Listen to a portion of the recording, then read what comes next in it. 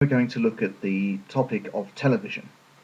Our first question is, what kinds of TV programs do people in your country like to watch?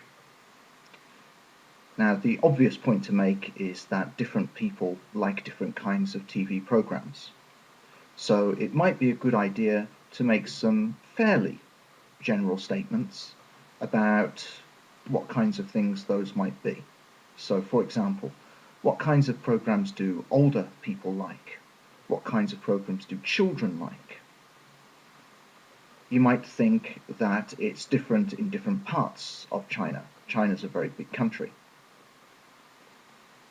You might think it also depends on the education of the viewers. Question number 2, do you think there is too much advertising on TV? Obviously, someone has to pay for the TV programs to be produced. So a lot of TV companies, they look for advertisers to cover this.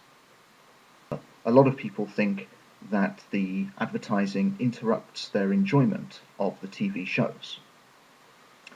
Are there any other ways in which TV shows could be funded? For example, some TV shows use product placement. This means that the products are advertised a little subtly during the TV show. For example, while you're watching the TV show, the product might suddenly appear. Maybe one of the characters will be using the product in some way. Next question. How can TV shows be used in education? The obvious example here is to think about documentaries. Quite often, teachers will show documentary films and TV programs to their students in order to help them understand a particular topic. Of course, there is also the possibility for students to watch TV shows, documentaries outside school. So, for example, they might watch them in the evening or at the weekend. Next question.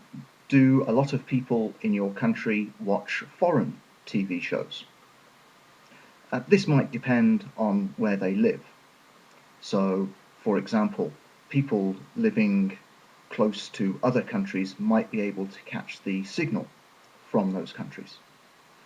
Perhaps people in the richer cities like Beijing and Shanghai have more access to foreign TV through satellite or cable connections.